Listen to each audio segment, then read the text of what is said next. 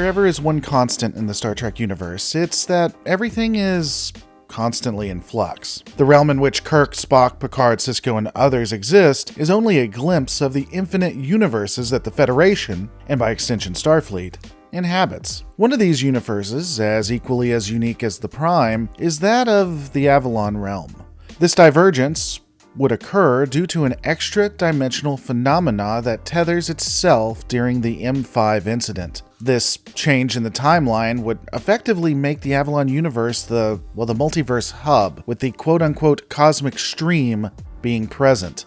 From the Prime Universe to the Kelvin, they would all ultimately meet here. And this would have drastic effects for the Avalon Universe itself. The timeline would effectively change, both going backwards and forwards due to it. Okay, so all of this is a little confusing, but trust me, you'll understand later and it makes a ton of sense. All you really need to know is that there is an infinite multiverse, and the nexus of where all these universes collide is within the Avalon Universe itself. Now, this divergence occurs due to entities that somehow live within all of these different realities, making their presence known in the Avalon Universe. Looking specifically at the M5 incident, where a ton of people would die, the news hit Starfleet personnel pretty hard. You know what happened last week.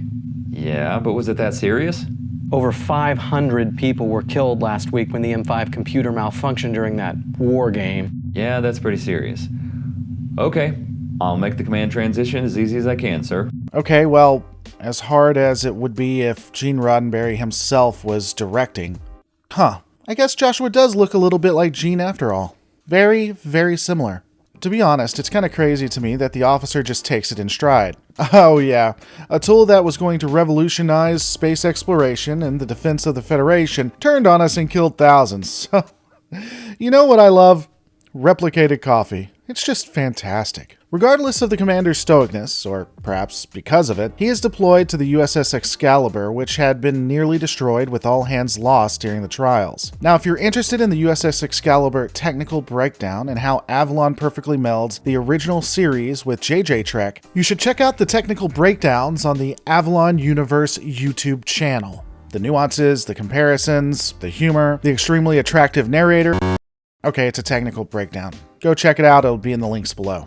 Now, I have to admit, one of the things I do like about this series is that they explain why you aren't able to do some things that you would naturally want to, that would make your life a lot easier. Now, we would have tractored the ship back in, however, its antimatter containment field is fluctuating, and towing it in with the tractor beam could result in a warp core breach. The natural choice would be to utilize a tractor beam, but thanks to Tech, they aren't able to do that. They'll actually have to send people. It's always nice when it's explained why tools that you would obviously use are now rendered ineffective. So the commander would take a look at assembling the team to bring the best of the best with him to save the wayward ship. Wow, this mission isn't dangerous. Hey, we're Starfleet. Risk is our business, remember? All too well. He initially reaches out to an engineer that would hopefully be able to help. This man, this paragon of Starfleet, this destroyer of hearts and someone who was loved by all, this man who was so genius that he hacked the Federation communications system to allow a lower thirds title of who he is to be on display at all times, even though he admits that he's on a top secret mission. I wish I could help, but I'm 75 light years away on a top secret mission of our own. And this communication could likely be picked up by any kind of foreign body, unfortunately couldn't make it. He would advise the commander that he was on said top secret mission over open subspace and suggest another option. So, Starfleet royalty, huh? Jesus Christ, I need to join Starfleet. My great-grandfather runs in the family. Right. And now I instantly don't like you. So, we're just gonna board a dead ship in miniskirts and go-go boots then? You can put pants on for the away mission, Lieutenant.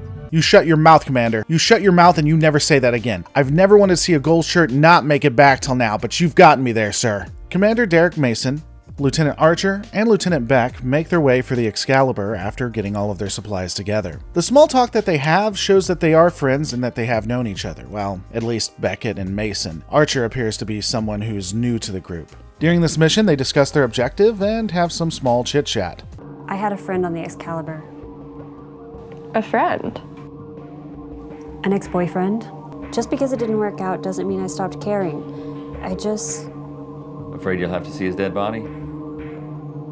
I sincerely cannot tell if Commander Mason is the villain or not. I'm just saying, when a Terran says something so cold that Spock himself would advise that a little more empathy is necessary, you know you gotta keep your eye on him. So the core should breach. Not only that, but the antimatter containment levels are lower than when the Lexington first scanned them. This ship should have exploded days ago. Wait a minute, there's a ship that has readings showing that it should be exploding right now and could, go nuclear at any point? Yeah, let's go ahead and board it.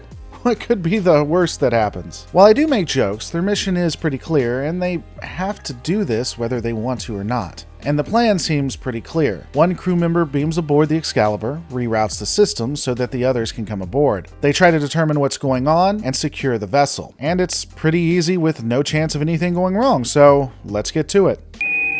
Archer to Commander Mason. Damn it all. Always wondered what Domjot actually was. And you thought Voyager had too much tech. Okay, so I've been pretty critical of everything I've been seeing, but I just have to say that the one thing I do enjoy about the Avalon Universe is the rich colors and the different shots that they put together. This scene right here is really, really good. It shows a horror aspect and that things are not what they should be and they could be in danger. Again, it is really, really done well.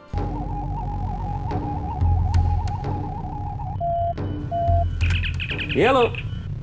Mason, I'm getting some very strange readings off the crew members' bodies. It's almost as though every single body were plugged directly into a power source. Well, at least it's nothing that can hurt them, right? They're dead. All of these people died horrific deaths. You have a team member that had a relationship with one and is now gone, and you're making jokes about how they don't feel pain. Oh my god, I hope you lose your commission.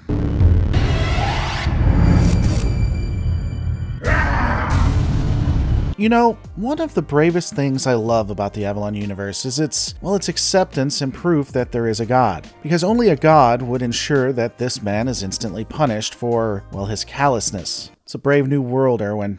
A brave new world. Oh, I just thought it was Commander Mason that was pretty callous. So you have sounds of battles and moans, but you're just going to walk away. I mean, to be fair, he isn't reporting the attack, but, he's busy. He's got things to do. What the hell was that? Archer to Commander Mason. Yeah, I'm still here. I think. I need you in engineering, sir. Right away. On my way.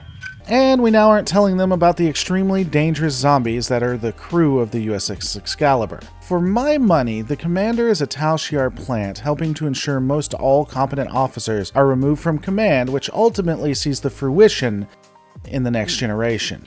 Report. I would if I could, sir.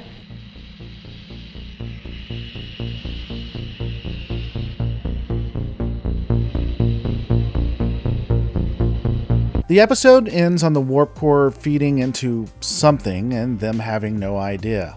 For all of the guff that I've given to this, Ghost Ship is a perfect preamble to what's going to occur. It may not feel like there's a lot to really break down, but it not only introduces an interesting question for their two-parter to be answered, but sets up the universe as a whole. It's a great way to expand on the mythos of Trek and create something new. It's honestly great, and I suggest that everyone go and watch it. But all of this can't be done on just the back of Erwin and crew. If you really want to see the expansion of the Avalon Universe and how deep this multiverse goes, then you need to click the Indiegogo below and help ensure the continued story of the crew continues on. If you want to have some fun and help support the project in other ways, you can also go to Lore Reloaded and check out the channel there. I'll be doing several different live streams where we're going to just have fundraisers specifically for Avalon. I'll be playing games, maybe have some fans on. It'll be a fun time. There will also be technical breakdowns of the USS Excalibur and other vessels, as well as a breakdown of the crew, so if you head on over there, maybe you'll get to take a look at a deeper, in-depth analysis of the Avalon Universe itself. And seriously, guys, you're watching this for free. You're being entertained for free. Click on the Indiegogo and throw a couple bucks to volunteers who don't get paid to do this, but still want to give you a wonderful experience and continue the Trek tradition. No, seriously, go click on it now. Do it.